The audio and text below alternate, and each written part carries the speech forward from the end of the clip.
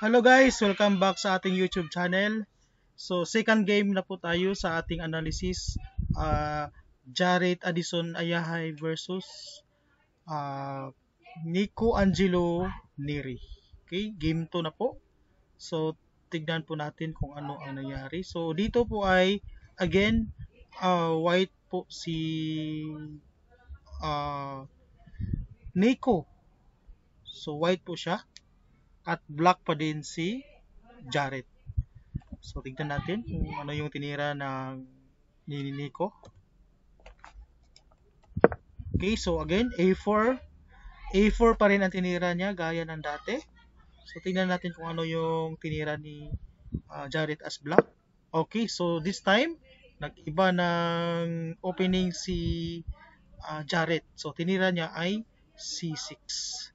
So, ang tawag dyan sa opening sa defense na yan ay Karukan defense. Okay, so ang Karukan defense po ay napakatibay na depensa po yan. So, most probably ang magagawa ng black dyan ay parang sure na talaga ang draw. So, not unless kung mag-blunder yung black ay saka pa siya matatalo. So, ang Karukan opening ay napakatibay na depensa talaga yan. So, mahirap gibain yan. So, kapag hindi nagkamali yung black at Karukan yung ginamit niya ay talagang mapupunta talaga sa draw. Okay, so tingnan natin kung ano ang nangyari dito. Kung mapupunta ba sa draw since Karukan defense yung ginamit ni Jared. Okay. So, E4 then ang opening naman ni Nico dito ay hindi niya ginamit yung standard na knight E4 knight F3. So this time ang dinevelop niya ay knight to C3. So ang tawag diyan ay Vienna game or Vienna opening. Kasi yung dinevelop niya ay knight to C3, hindi yung knight to F3. Okay? So we have Vienna game versus against Karukan defense. Okay, yun na nga. So, C3, C6, saka followed by D5. So, of course, takes. A4 takes A5, D5. Then, okay, C6 takes D5. Okay? So, dinevelop yan yung knight to F3. Okay, G6. So, anong idea para i-develop yung bishop to G2, G7. Okay? Okay, yun na nga. So, strike at the center, D4. Okay, so G7, bishop G7. So, ang ginawa ni Jared dito, ay ni Nico ay bishop B5 with check. Okay, so blocked by the bishop. Okay, bishop D7, blocking. Then, bishop takes D7. Okay, takes with the knight. Okay, then castle. So, as you can see, no, si Nico talaga ay pina-prioritize niya talaga yung safety ng king niya. Kasi mga around 7 to 8 moves ay nagka-castling na talaga siya. Okay, so gusto niya talaga ng mahabang laban kasi kapag kasing na safe na yung king ay matagal talagang ilaban yan kasi safe na. So marami pang mga i-coordinate na pieces para maka-atake sa king niya na depensado ng 30. Okay? So, tignan natin. Castling by Nico. And then, nag E6 lang si Jared. So, anong idea niyan?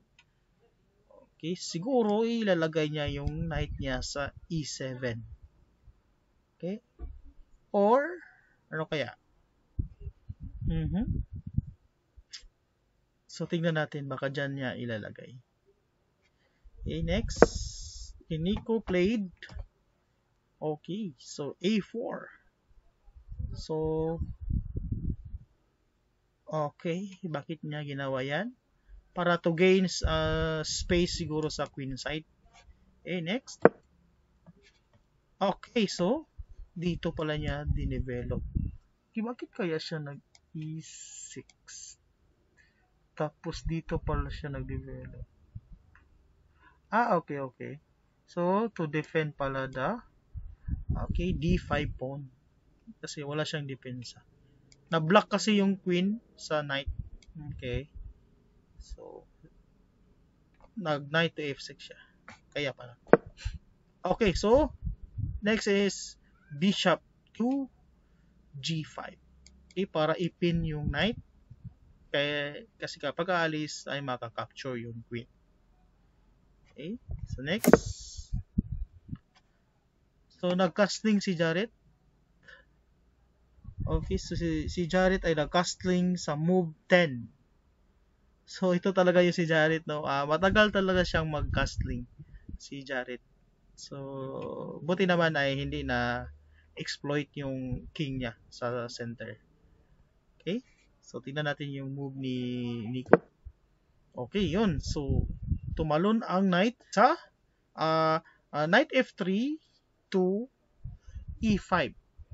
So, anong idea? Go to capture the the knight on D7. Okay? So, next. Okay.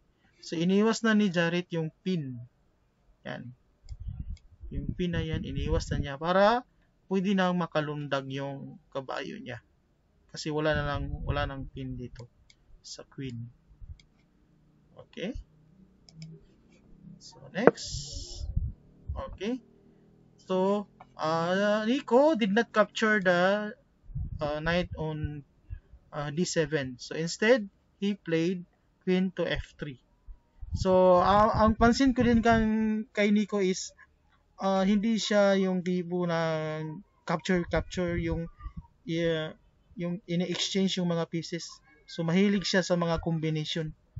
So, yan yung pansin ko kay Nico. So, more on combination siya sa pieces. Coordination of pieces at saka combination. So, gaya nito. Yan. Coordinate na.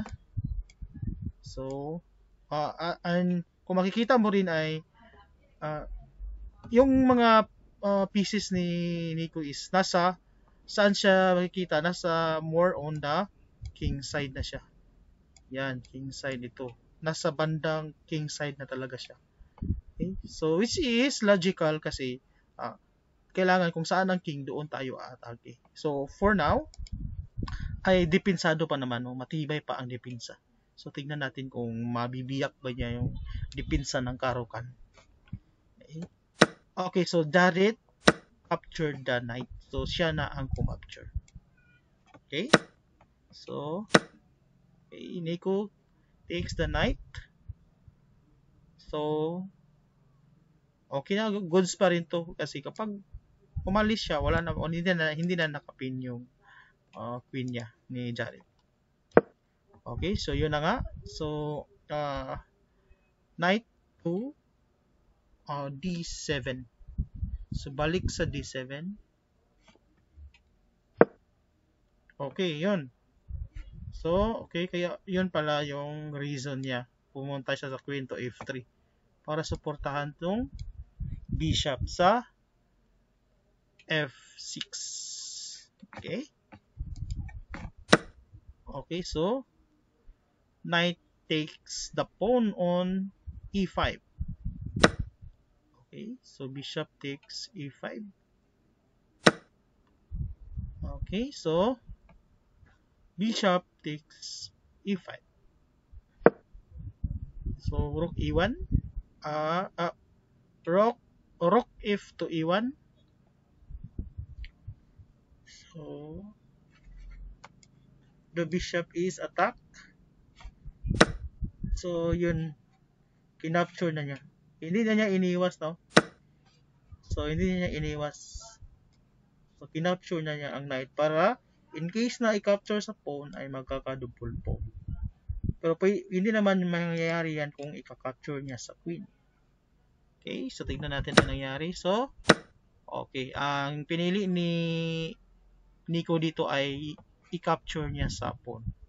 Pero as you can see guys, no, ang natitira ay queen at dalawang rook. So, close to endgame na to. At as you can see, no, o parang na-equalize ng karukan talaga ang Vienna game ni Nico. So, parang na-equalize siya. So, theoretically, drawish talaga to. Guys, yung karukan defense.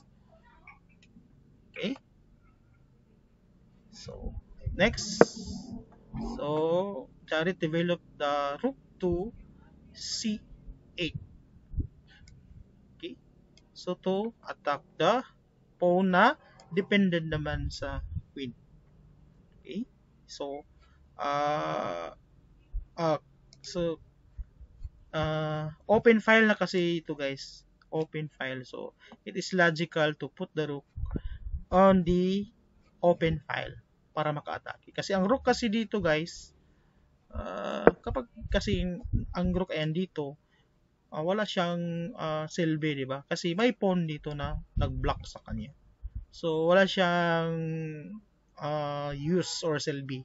So, dapat ilagay nyo siya sa open file, which is the rook c8. Okay?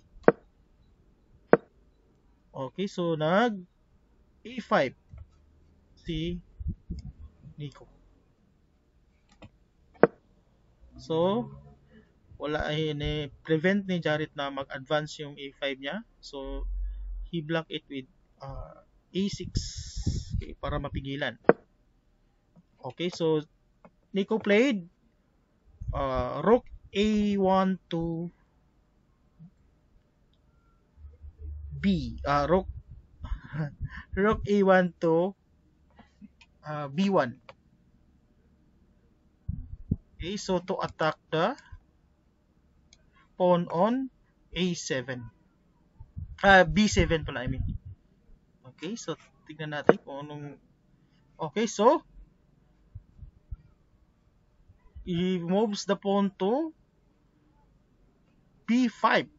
Okay, so b5. Okay, kaya nag b5. So pwede ito i-capture and pasan ni Nico. Tingnan natin. Yun na nga. So capture and pasan. So may anong tawag dyan? May pass pawn na si Nico. Okay? Okay, so Jared played rook b8. So to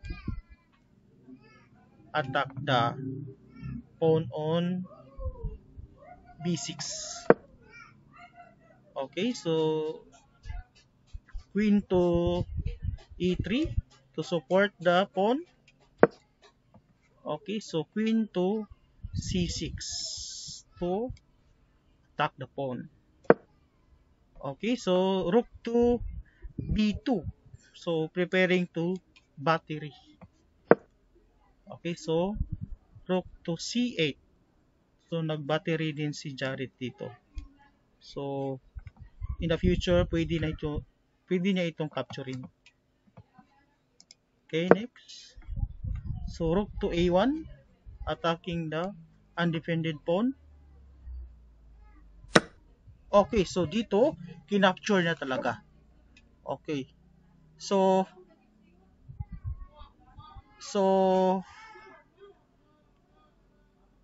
okay ba ang capture na to? Takes, okay. So, parang, okay. So, disadvantage ang pag-take nito guys, no? Disadvantage siya. Bakit? Kasi, disadvantage guys kasi wala kasing depensa yung pawn niya sa a6 ni Jared. So yun na nga, kapag ma-exchange yan ay makukuha ni Nico yung A6. So ano pala dapat ang nilaro ni Jarrett dito? So pwede siguro ito, Queen to B7 to protect the A6. Okay? So lugi kasi ito guys, kasi undefended ito eh.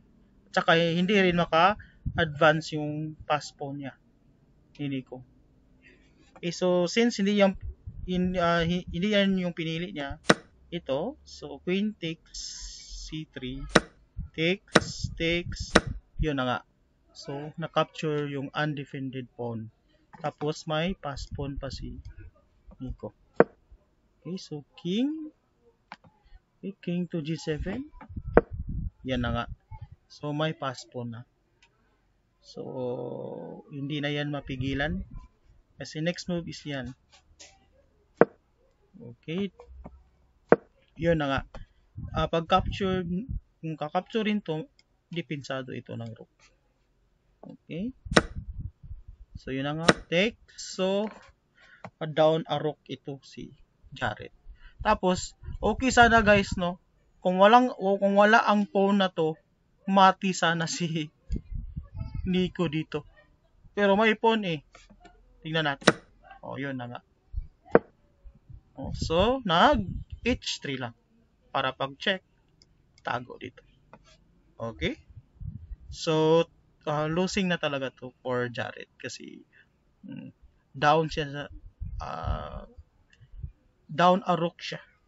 Okay, 2 rook versus 1 rook. Ayan, pinagpatuloy pa. Okay, check. Okay, check. Okay, so dito guys, oh. Grabe, kinabahan talaga ako dito. Oh, kasi pag dyan, check. Okay, may dito pala. So, akala ko mamamati si Nico dito. So, okay lang pala. Pero may rook takes G6 naman with check. Okay, iba nga yung pinili niya. So, rook to G5. Check. Okay. Yun na nga. Nangyari. Okay, yun. So, panalo si Nico. So, nag-resign ata si Jarrett dito. Okay, so yun yung highlight dito guys. Ito sa banda.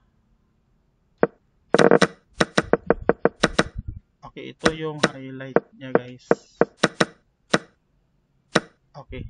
So, dapat ang ginawa ni Jarrett ay hindi niya dapat kinain to.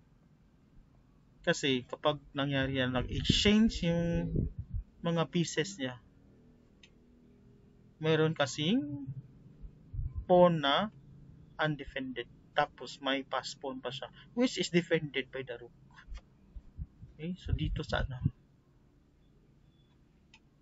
Okay.